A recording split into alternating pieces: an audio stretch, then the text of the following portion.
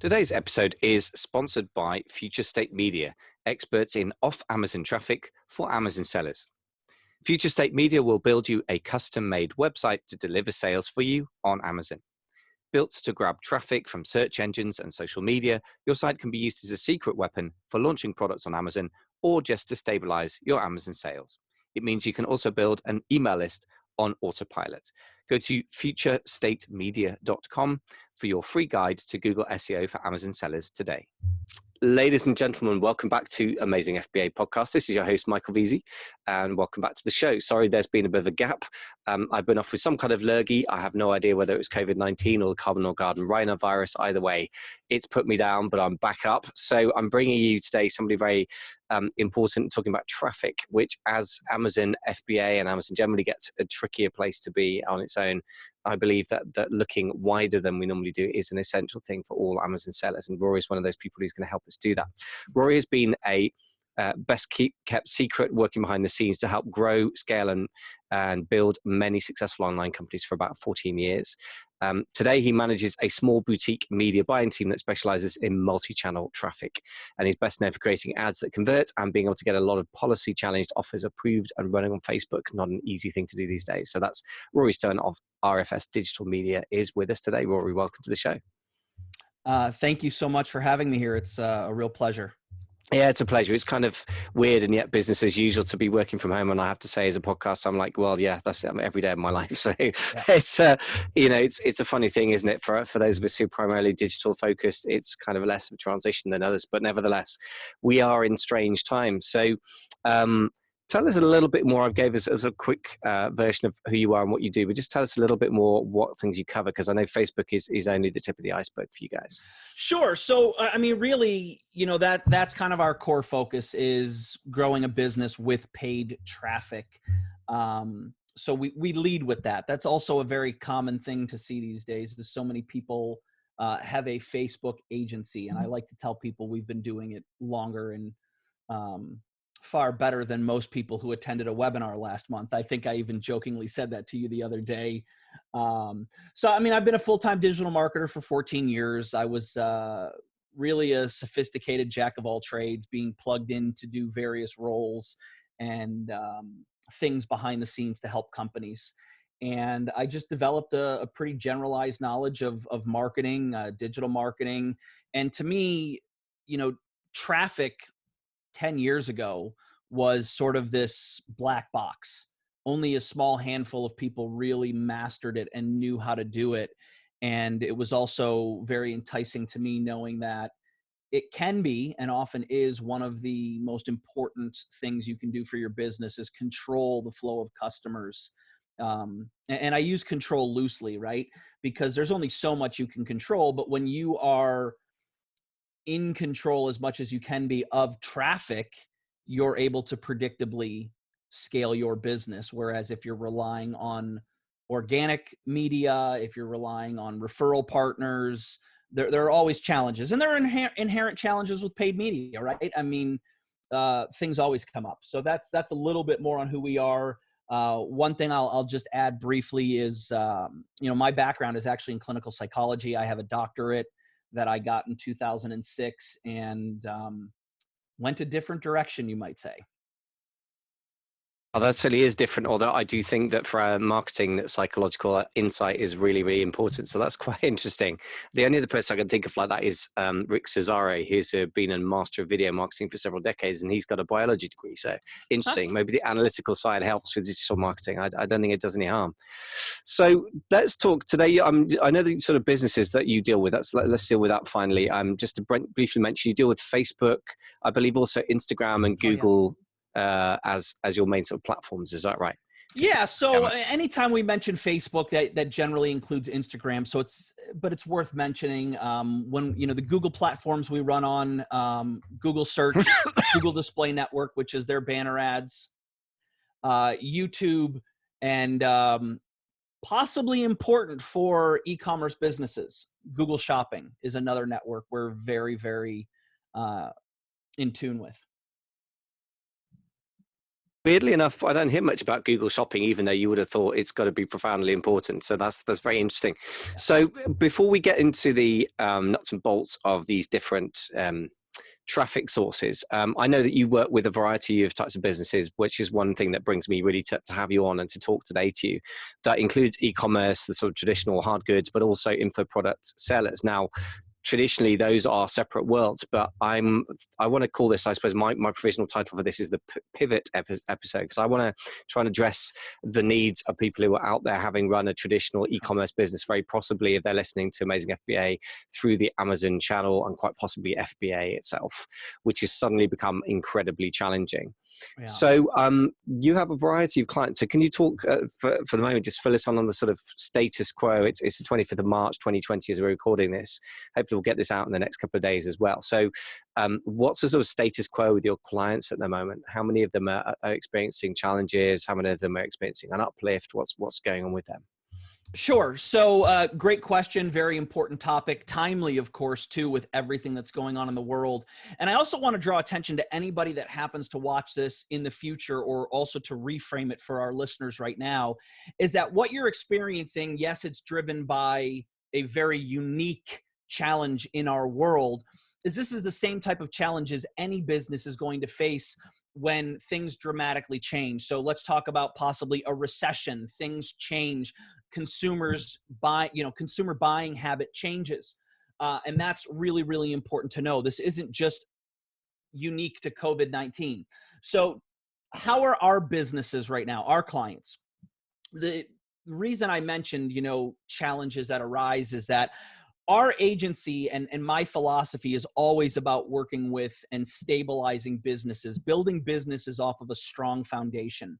So the results we're seeing with our clients are somewhat different than what we hear from fellow agency owners and advertisers in different companies. We'll get to all of that. Fortunately, right now, the majority of our clients are seeing what I call normal volatility. So the normal ups and downs that we would expect to see day-to-day running businesses with paid traffic. Knock on wood, right? I don't know that that's going to continue to be the trend. Here in the US, the Western world, if you will, we're just breaking into things that are getting really, really bad. We're not there yet on what the East has seen. So I don't know how things are going to continue to weather. But again, it's important to know, for context, we work with businesses to make sure they are a three-legged stool, to make sure they have strong foundations. We did lose our first client last night. They are in Australia. They predominantly do live events. In fact, 95% of their business is from live events, 50 to 150 people in a room. So it makes sense that they would no longer be able to serve their customers and clients. And I had the conversation with them last night. We need to focus on getting you online. Excuse me. What he offers physically is something he can do virtually and digitally. So again, it's about pivoting. We do have several clients who are thriving, and I'm talking going from 2x ROAS to 6x ROAS. This is the exception, not the rule. They happen to be in the right business, in the right industry at the right time, where their products are needed more so than ever. To balance that out, Michael, just because you asked, we have seen other agencies lose a third of business in a week's time because people, consumer behavior has changed. You're on mute. So it's quite a variety of things going on then, by the sound of it, across the different agencies. So tell me about the businesses that sell physical products. I mean, it's interesting that you got a client, that sells live events, obviously bound to be completely shut down by this thing for the time period. But also that implies there's something there that you could communicate digitally. Now, tell me about your clients that have physical goods, or do you have any clients in that neck of the woods? Oh, absolutely. In fact, one of them, the one that I just mentioned, that's doing 6x right now, which again, I want to make clear to everybody that is an exception part of why I'm here, part of what I'm talking about in terms of, you know, being able to build a strong foundation is we're not, you know, 6x ROAS is not normal. These gurus talking about 6x ROAS, 20 ROAS, like, no, that's not normal. What's normal is 2.5. So these ROAS, by the way, is return on ad spend, as yes, I understand, thank you. right? Yes, Okay, yeah. return on ad spend. So can you just briefly explain that for those of us who aren't very, you know, normally into paid ads? Yeah, sorry, I'm taking a lot for granted, right? No worries, man. Thinking No, about it's all right. I've just got a rule around abbreviations. So yeah. yeah, No, it's important. So I'm you know, I'm bringing assumptions to the table which I want to air and also get out because it's my understanding of the e-commerce business. A lot of people, and not so much Amazon, I will focus on that in a minute, but so ROAS is return on ad spend, meaning that if you put $1 in, a 1 ROAS would be means you've got $1 back. right. $2 ROAS or 2x ROAS would mean you put $1 in, you get $2 out. And there are a lot of businesses in paid traffic in e-commerce that live and die by their ability to put $1 in and get profit back every day. Amazon business is obviously a little bit different, right? Because your traffic is typically coming from within the Amazon ecosystem. So when you have good rankings and you're in the buy box and you show up for keywords organically, when people search, you don't really have a ROAS. You have a lot of quote unquote pure profit after Amazon takes their share of the pie. That does make sense. So it's a different sort of situation. So, have you got clients? So you've got clients. It sounds like, you know, the ones that are really challenged with physical events make sense. You got other people that are sort of shutting up shop. But what would you say the characteristics of the physical-based businesses that are still weathering the storm okay at this point? Yeah, thank you for bringing us back to that. So, physical goods, of course, are going to face challenges right now in terms of the supply chain. Where are you getting your products? If they're coming from China, you were just shut down for quite some time with being able to get new product. And, you know, certain people I think could continue to sell. Some people may have panicked. Obviously, we're hearing now Amazon is, I think, completely shut off all incoming FBA shipments so that they can focus on internal offers, as well as making sure that the distribution of necessary essential products get shipped. And, you know, talk about timely, Michael. You know, we just heard this morning here in the US that I forget how many factories or distribution centers in the US alone, 6, 9 of them, I forget, have positive cases of employees with COVID-19. And when you think about the impact that Amazon has or the market share that Amazon has on distribution, what does that mean for the coming days and weeks for distribution? So it's certainly being affected. And there are certain things that we have to look at. What can you do? Is there anything you can do? How do you pivot, to talk about the pivot episode? So definitely challenges. Let's back up a minute and talk about one of our clients, which I mentioned, you know, that 6x ROAS. They are a physical good company. They are based out of, we'll call it the Western United States. They are selling a product that is in high demand right now. They are shut down in terms of only essential employees can report. So I don't necessarily know right now directly how does that affect their ability to ship and distribute. We're not involved in that level with them. We have just been told, you know, please continue to spend money, please continue to scale, make sure you maintain a specific ROAS, and their products are flying off the shelves left and right as far as consumers buying. It seems to be like there's a couple of people in masterminds that I run that they happen to be selling products that are in demand, obviously medically related, and some pet related things as well seem to be seen by the general American public and Amazon at the moment anyway as essential, which is interesting. So those seem to be doing well. So let's assume then that a lot of people have the need to make a quick pivot, because in most cases, most people are selling things that aren't seen as essential, that aren't necessarily being fulfilled by Amazon, or they might have a delivery date of a month's time or something crazy.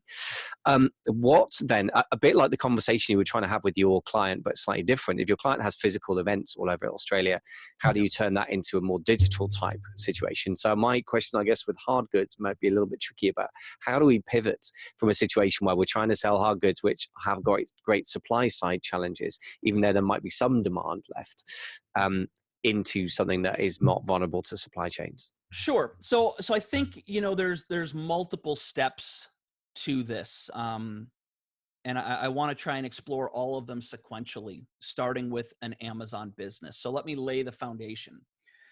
Pivoting is important, especially when you have supply chain interruptions or challenges in your business regardless. And what we talk about with our client is he already has an email list. He already has recordings from his events. So it's fairly easy, air quotes, fairly easy for him to take those recordings, make them available online, put together a webinar. One of the challenges with an Amazon business, and I love Amazon, by the way. I want to be very clear. I mean, I'm obviously here. I'm supporting you. We're having an important conversation. I think Amazon FBA is an incredible business opportunity for so many people, has changed lives. One of the inherent challenges, however, that everybody probably knows listening to this is when you're an Amazon business, you really don't own your customers. They're Amazon's customers. So the first step I would be taking in sort of pivoting, and another probably better word for this is diversification, is you want to figure out, okay, I rely on Amazon for my business. That's great. But what happens when I can't rely on Amazon? Again, whether it's COVID-19, whether it's a recession, whether it's Amazon kicking you out of the buy box, whether it's Amazon coming out with their own label of your particular product. And now guess what? They're recommending their own product. We've seen it time and time again. So the first thing you need to figure out is, how do I diversify? How do I get control of some of these customers? Being in the Amazon business myself at one point, years ago, mind you could only email the customer to request a review. It was very hard to get them on an email list. You were limited with what you could include as a ride along with the delivery of your product. So you want to be thinking, number one, how can I develop my own customer list? So in the digital world, we think about list building. You want to find an email platform like Aweber, MailChimp, ActiveCampaign. And I'm just recommending sources we've used. I'm not saying go get these yourself. Do your due diligence. Michael may have his own preferred resources, but you want to find an email platform and you want to start building your list. How do you do that? Well, one thing to do with physical goods, you could run a contest. Hey, we're giving away one of these products. Hey, we're giving away a basket of our goods. Enter your name and email address to get one of these. Now, you might be scratching your head saying, well, that's great. How does this make me profitable right now? To a certain degree, it doesn't right now. This is the beginning stage. This is what we call a test. And this is why I say this isn't just about COVID-19. This is about shoring up, firming up your business, building a foundation that you can utilize now and in the future. I'll take a pause. That makes a lot of sense. I mean, the thing about COVID-19, it's just a massive shock to the system that exposes, as I think Warren Buffett puts it, when the water recedes, you see who's wearing shorts and who's naked. And I think that actually it just exposes the sort of business practice that we should be doing anyway. Okay, talk me through that then. If I'm sitting there and, I've discovered that the water's gone down and I'm naked, in Warren Buffett's colorful phrase, and I'm standing there and my business is entirely dependent on Amazon FBA. Is it really the time to start building a customer list? Tough question, right? So, and I'm glad you asked it, because I realize one of the first things that's probably more important to hear right now is don't panic. I know it probably makes sense to start looking at things going, oh my gosh, I'm losing my business. Things are out of control. What can I do? It's very hard to make the right level-headed decisions for your business when you're panicking.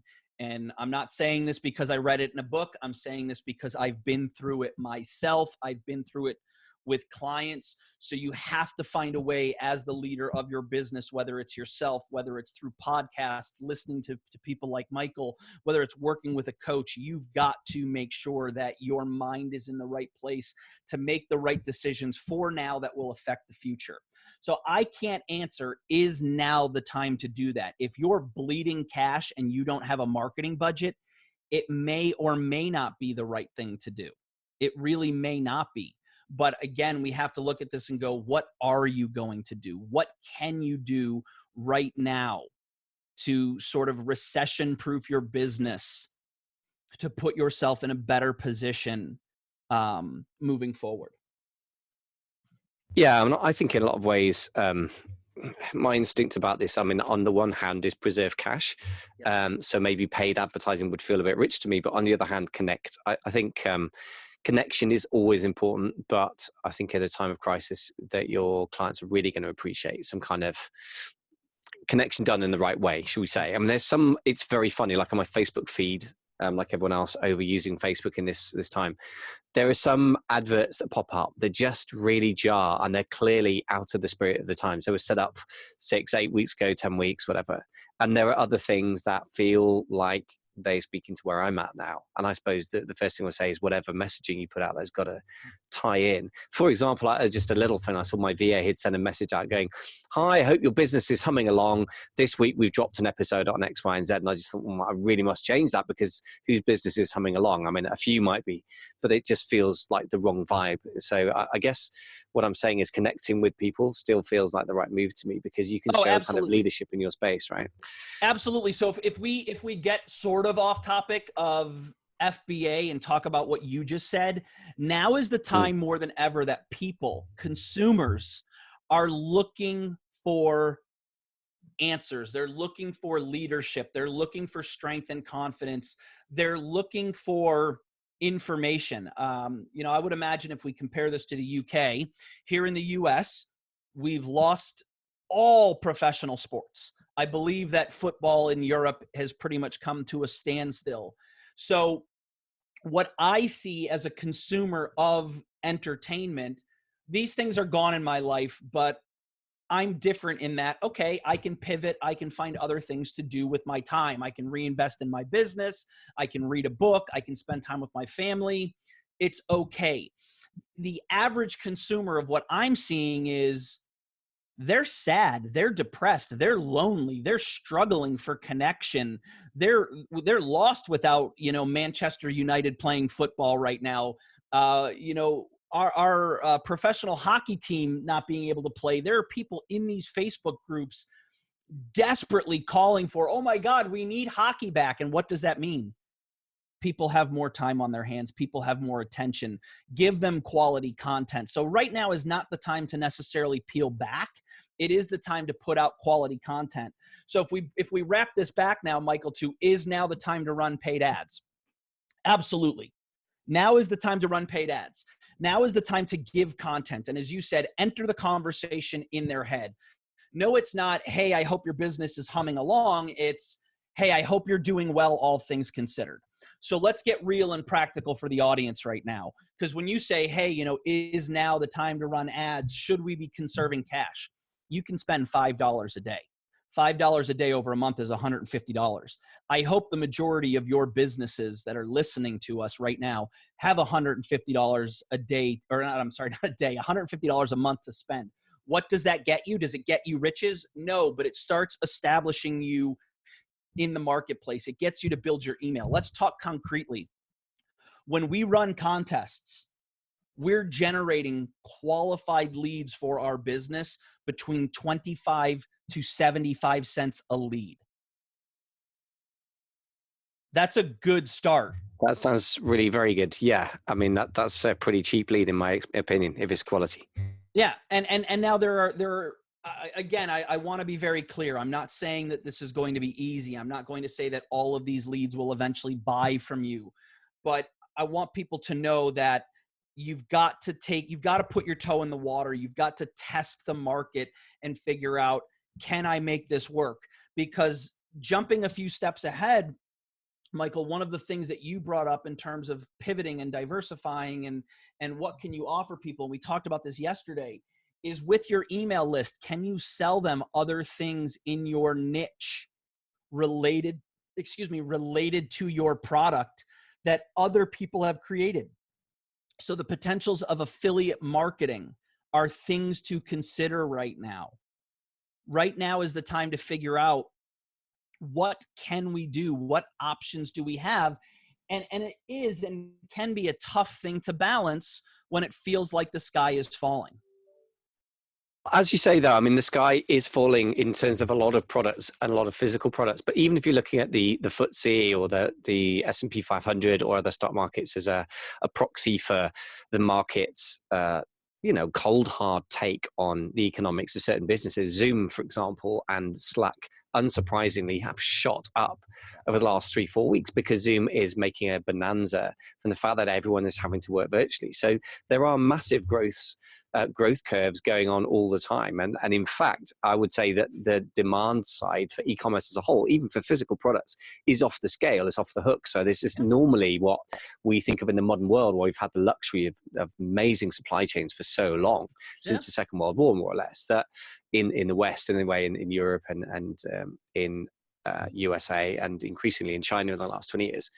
But anyway, we're just not used to the idea that supply side is the thing that holds it back. But there is massive, massive demand. And there's also massive demand and the ability to fulfill it virtually. So it strikes me that actually we've got to go almost physically where the consumers are. The consumers are now at home. They're not at a Dodgers game buying, lemonade or whatever they would have bought there and buying baseball caps, but they're at home without the Dodgers game to watch, and maybe they'll buy, I don't know what, some DVDs of the Dodgers games, or I don't know what it is, but books on how to practice baseball in the garden, with your son. I have absolutely no idea. I know nothing about baseball, but what strikes me is that the market, there is a giant market for stuff out there. They are literally just moved at home. So there has to be some way to make this thing work, So I guess that's why I'm prodding you for ideas, really. Yeah, there's a couple things I want to touch on quickly. Number one is that you're right. Like, people are still spending money, even when consumers are pulling back because people are losing jobs and they may not have the money. People are still spending money. It's just on different things. As an example, last week, as the crisis sort of first hit America, we had 4 physical brands reach out to us and say, we need help with advertising. We need a new agency. One is in the beauty market. Okay. Talk about something that is in demand, but also, is makeup and facial cleansers really what people are thinking about when they're working from home? And we're seeing sales right now. Another example is a supplement. We're seeing sales come in. So people are spending their money. It's going to be spent differently, and you have to adapt. The other thing I was going to say is, as a result of your example with the Dodgers and people working from home and not buying, Dodgers hats, and people needing to move where the money is. Look at General Motors, a major auto manufacturer in the United States that delivers to the world. They've shut down their assembly lines on cars. What have they offered to produce? Ventilators. What, Anheuser-Busch, a beer company out of the U.S. Beer is used loosely, right? Let's have some fun there. So, in times of national disasters here in the U.S., they shut down production of beer and can water and send it out to disaster sites. These are large businesses, and some people might be saying, well, they can quote unquote pivot. They can do that. No, these companies are going to need bailouts. They're going to need help, but they're going where the market is. They're going where there's opportunity. And again, that's why it's so important right now more than ever to look at your business and figure out, what do I need to do to be here in a month, 2 months, 6 months, when the next problem does come up, because there are always problems and challenges that arise. And I do have one other thing I want to share when it comes to this, but I also want to allow you to jump in and respond and ask any questions you may have, Michael. Yeah, no, I like the examples. I mean, some of it isn't a commercial opportunity so much as a humanitarian need. General Yep. Motors producing ventilators, but it's the obvious thing. And lots and lots of businesses in Britain are being asked to switch over to making ventilators. Now, how good they are at making ventilators, I don't know. Yeah. But the need is extremely pressing. And if we're to believe the New York governor, is it Andrew Cuomo, that New York State governor is saying that they have an astronomical need for ventilators. So there's certainly a demand there. So no, I really like it. And so tell me a bit more about your other idea that you had coming up, because that sounds really Yeah. tempting. So I think this is really important for all Amazon FBA sellers to really be dialed in on when it comes to why I'm talking about pivoting, why I'm talking about diversifying, even when people might be thinking, oh, I need strategies right now to help me. I promise you these strategies will help. We had an Amazon brand, a 7-figure Amazon brand come to us 8 months ago and knew then that they needed to diversify. They wanted to do some direct to consumer because they know that relying on Amazon, one is the loneliest number. They're relying on Amazon, a system that they don't have control over to run their business. And they came to me with their numbers, with their margins. And what I found dramatically and very, very frighteningly, and we see this in a lot of businesses. I promise I'm going to get to something really important here. These guys without Amazon don't have a business. What do I mean by that? They were getting sales from free traffic. So when you take out Amazon's cut, yes, they were profitable, but when you try to add in advertising costs to their product, the margins weren't there. So you have to think, am I, and we do this with everybody, right? I always evaluate, are you a real business, or do you have a good product and offer with a shelf life that if and when something happens, you're going to be wiped out because you just don't have the numbers. So these guys didn't have the numbers to diversify, to get off of Amazon, to acquire their own customers. They were selling one product with very, very tight margins when you factored in advertising costs and growing and scaling and their own shipment and fulfillment. We take for granted all of the things that Amazon does do for us as FBA sellers. And some of us hate them for it, right? Oh, they're taking too much. But when you think about it, they're taking a fair and reasonable cut. So go ahead. I was going to say, one of the dangers of Amazon is it's too good. And that sounds like a ridiculous thing to throw at them. But when FBA fulfillment is so incredible and suddenly you can't have it, you realize that your business doesn't work without it. And it's the same with the cheap traffic from Amazon. So I guess in a sense, you could throw the opposite accusation at Amazon.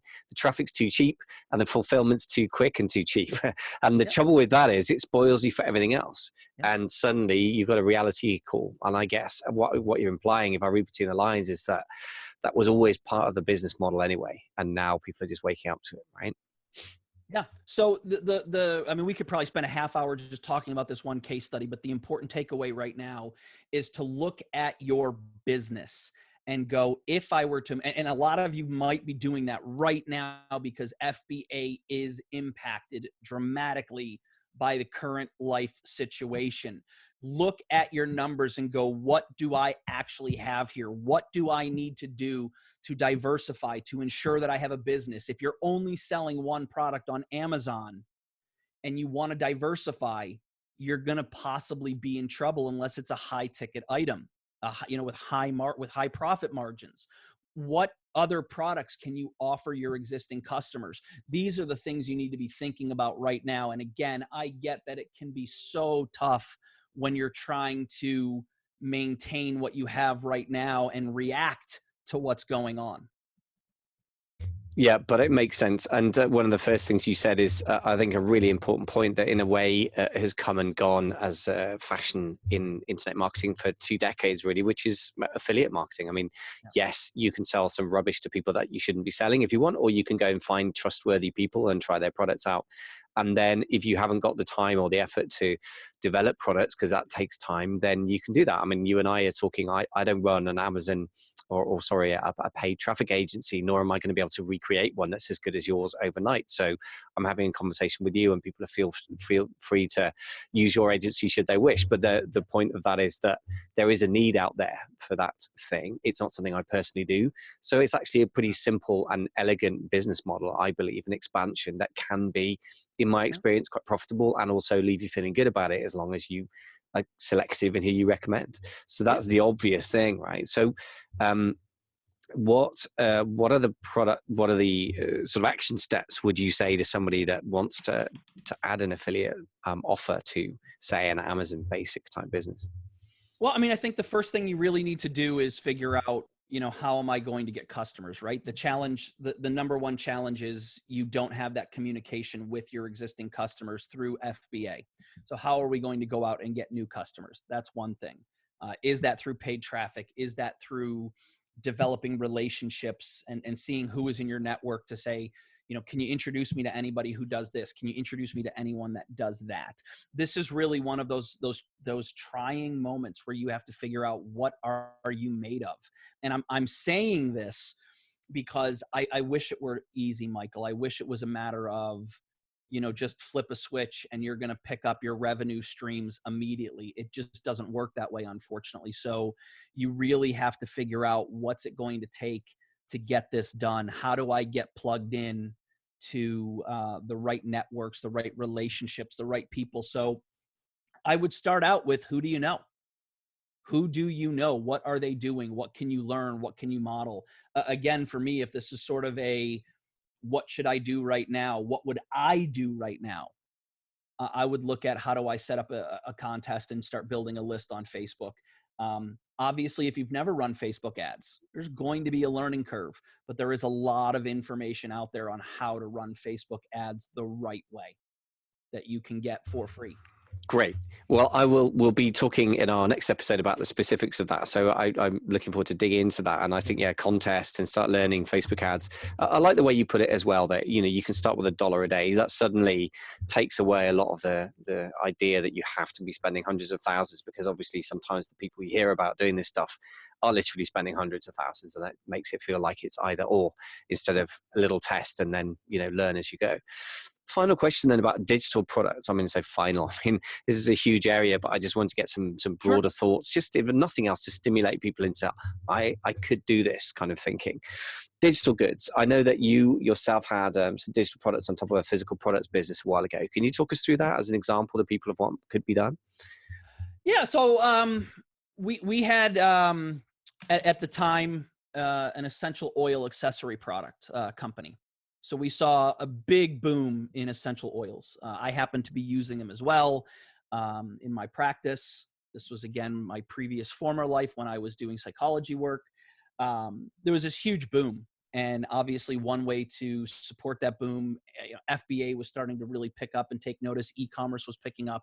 So I got together with two friends, and we started a business idea, or, we had this idea for a business, and it was going to be to sell accessories. So given our backgrounds in digital marketing, direct response marketing, we said, all right, how are we going to sort of bootstrap this business without having a lot of money? So we borrowed, I think, $1,000 from one of their companies and started a contest. One of the main products, and I promise this ties into digital products, one of the main products that every essential oil user will want is a diffuser. There are diffusers that cost $10, or diffusers that cost several hundreds of dollars. So we went with a sort of middle of the road. We found a $50, $60 product. We set up an ad, enter for your chance to win this diffuser. We knew it was a physical product that we eventually wanted to sell. So thinking ahead, anybody that opts in to win one of these is going to want one. Chances are good that anybody that opts in to win one, AKA enters for a chance to win one, it means they're interested in essential oils. So key takeaway here, don't give away an iPad. Everybody wants an iPad.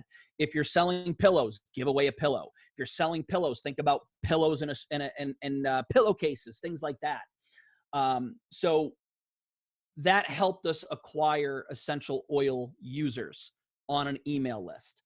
We then started looking, all right, how can we monetize this list? And in fact, one of the first things we did to test the viability of our strategy was on the thank you page after they entered to win.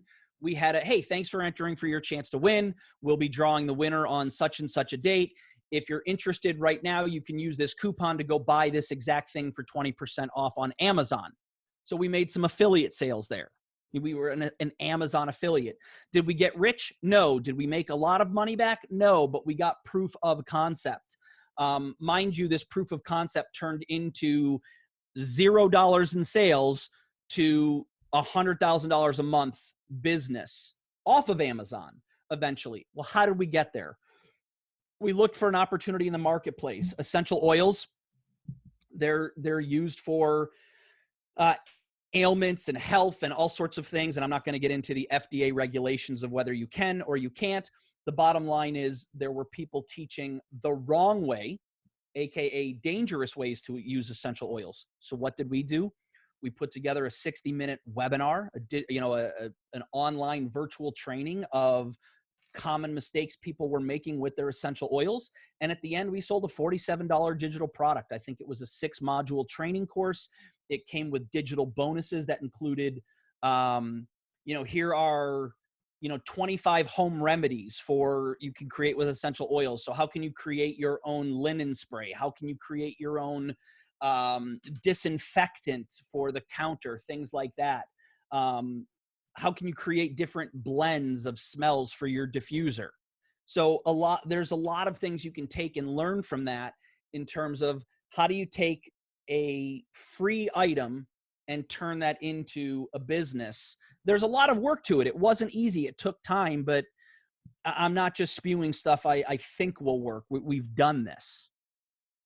Now, this is fantastic because this is the sort of thing that I imagine would work, but it's great to see the actual proof of concept.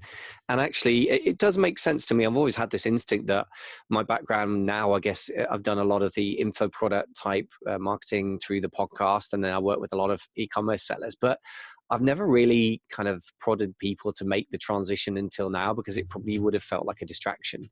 But suddenly when you cannot physically fulfill anything via FBA that's physical products, and even 3PL, your own fulfillment could be more challenging, it suddenly starts to go from a nice to have to the only option left in town, and it's good to have a path. So that's fantastic to hear that you did it. And it does make logical sense. But there's a difference between that and you actually achieved it. So I think, to be honest, I'm going to leave this episode at that point because I'd love to dive a bit more in the next episode into the mechanics of how to drive the traffic and how to set up a contest. That's obviously your meat and potatoes for you. Yeah. Any final thoughts that we should say to anyone who is thinking of going this path of trying to diversify, maybe selling other people's products, maybe trying to sell digital products, getting their own marketing out there for the first time? Yeah. I think that the best way to leave everyone is it's a lot easier for me to tell you to go do this stuff than actually going out and doing that. And I know that. I want to recognize that right now. I'm not suggesting that you can wave a magic wand and have this working. What I do hope is that the conversation we've had, the things that we've discussed, provides hope and light and opportunity for what you can go out and do. And I would encourage people, take some time to take a step back and look at where things are right now and where you want to go, and identify a plan that you can put into action, either by yourself, with a coach, with a mentor, with a colleague, somebody. You can go out there and do this. And I know it's going to be hard. And I wish we were having this conversation 2 months ago about get ready for when things go bad, but we're having it now. So again, like I want to be real here, Michael, and just tell people, I know this can feel so overwhelming, so insurmountable, but I promise you it's important to take these steps now more than ever, in some capacity, $1 a day, $5 a day, whatever you can do to go out there and change and diversify your business so that it can withstand this. Thank you, Rory. Yeah, that's good words on which to end it. As you say, it's easier to say it than to do it. That doesn't mean you shouldn't do it and shouldn't believe in it. And I also like, again, the idea of connection in the end comes up for me again and again, which is why I run the mastermind, I guess, that we're going to be meeting online rather than physically for obvious reasons. But again, it's a great place, whether it's a coach or a mastermind or some kind of community, a place to bounce your ideas off people. So am I going crazy? Could this work? And then other people can go, yeah, you know what, that could not only work, I could see a version of that in my business. And that's when you start to really build some belief and get stuff done, I think, in my experience. So yeah, well said. Great. Rory, thank you so much for coming on, and My pleasure. look forward to talking about how to actually, get the mechanics of these contests done. Absolutely.